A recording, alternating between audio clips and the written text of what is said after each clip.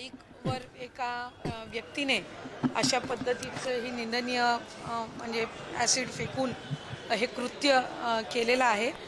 CCTVचं किंवा आजूबाजूचं अजून काही त्याच्यातली तपशिलातली माहिती ही काही अजून चौकशीमध्ये आढळलेली नाही आहे। ही कंप्लीट प्राथमिक माहिती आहे। याच्यामध्ये आम्ही पोलिसांना सुद्धा आणि स्थानिक प्रशासनाला सुद्धा निर्देश दिलेले आहेत की त्यांनी अधिकाधिक या संदर्भातली माहिती घ्यावी।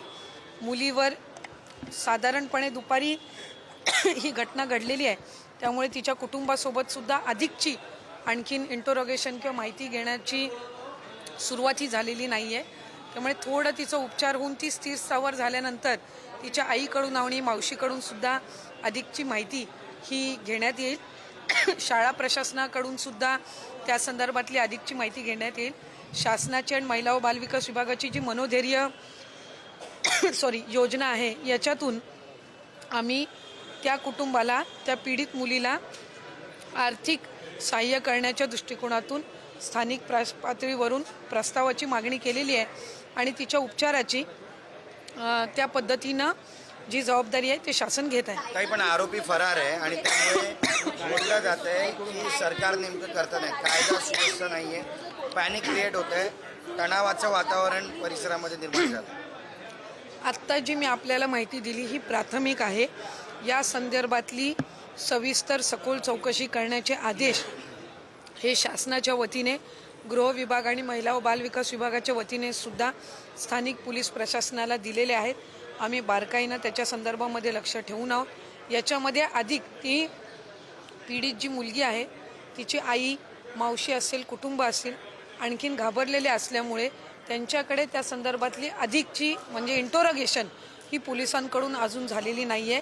कारण तिच्यावर ट्रीटमेंट करून ती स्थिरस्थावर झाल्यानंतर या संपूर्ण प्रकरणाच्या संदर्भातली माहिती ही घेतली जाईल आणि पीडितेला न्याय मिळण्याच्या दृष्टिकोनातून जे काही करावं लागेल ते निश्चितपणाने केलं जाईल।